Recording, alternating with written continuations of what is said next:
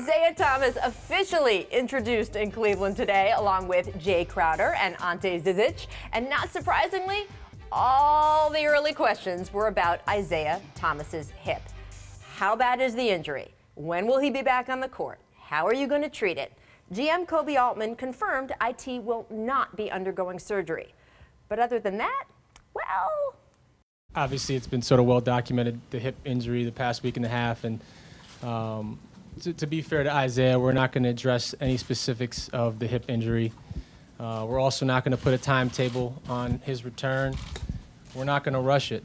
The goal is to bring him back at some point this year and be healthy and compete and get back to IT status. At some point this year. Not exactly what a lot of Cavaliers fans wanted to hear about the guy who is supposed to replace Kyrie Irving at point guard. So naturally, there are some more questions, some for Isaiah himself, which again, Koby tried to shut down. Like I don't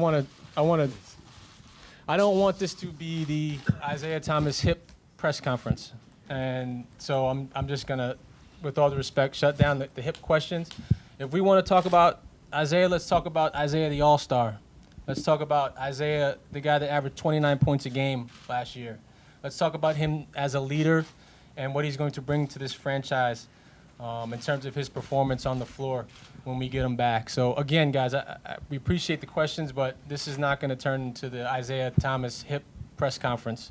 We want to talk about what he's going to add and contribute to this team and what these guys are going to bring to the table, and how we're going to continue to try to compete for a championship with these guys' help. Now, I'm not knocking Koby Altman at all. He was very respectful, and if he felt his job today was to deflect and protect Isaiah, he did that job very well. But it's also hard to talk about what a guy can bring to the table to win a championship when you don't know whether or when he's going to make it back to the floor. And you can't talk about the team adding an all-star until you know more about whether doctors think he can get back to all-star form. Now, Isaiah did address his rehab a little bit. Take a listen. I'm just getting treatment each and every day, working out in the weight room, and that's the most that I'm doing right now. We have like Koby said, we have a plan set, and we're just going to attack that plan and get me back to 100% as soon as possible. And we also heard from Coach Ty Lue, who said he wasn't worried about Isaiah not being able to play at the start of the season, that he was sure the guys will click whenever he does come back. He also said this.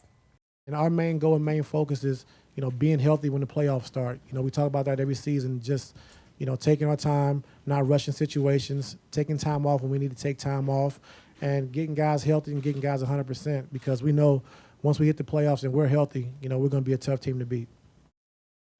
So Coach Lue is jumping right to being healthy for the playoffs. Griff, I mentioned Koby was doing exactly what he was supposed to do as Cavs GM. But you're not in that chair anymore. You're in this chair. So we're going to ask you to speak more freely and say, given what you heard up there today and how they handled everything, how concerned are you about IT's hip and what that's going to mean for the Cavs this season? Well, I think if you take everything that they said today in aggregate, it's pretty clear he's not going to be ready anytime soon. And not putting any timetable on it makes it difficult for the media that are assembled there to not ask questions. So it might have helped if we put out a press release beforehand, let's say, to let everybody know what a timetable may look like. I think Koby did exactly what he needed to do to protect his player. Very revealing. Isaiah is nodding in one of the images there in approval of what he's saying. So he did what he needed to do to be strong for the organization. But in aggregate, everything that he and Ty Lue said made it very obvious that this is something that could be a very long-term thing.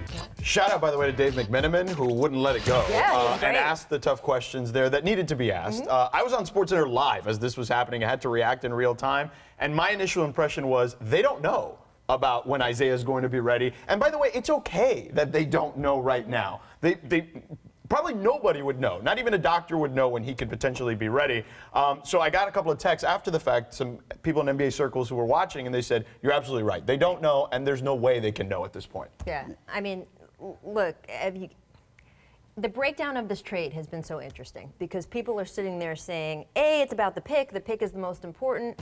Well, if the pick doesn't play this season, if you don't flip that pick into a player who can help you beat the Warriors in the finals, then whether IT plays or not and how good he is, that becomes extremely important. If you flip the pick, not as important anymore because you get yet another potentially all-star player, right?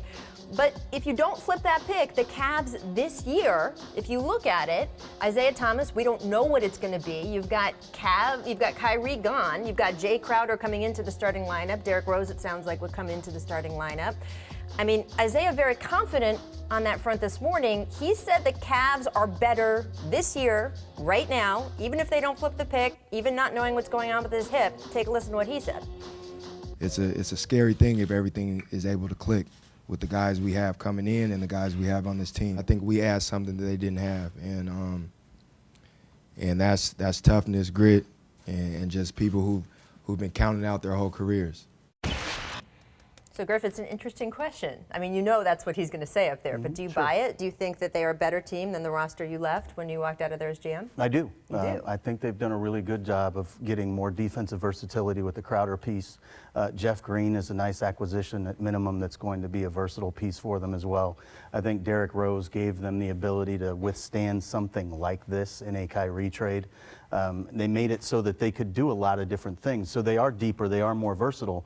But the most important thing is that pick also lets them put another pick in play to trade because they have a pick certain this year. They actually have the ability to have other vehicles at work to improve the team. So I think Kobe's a long way from done.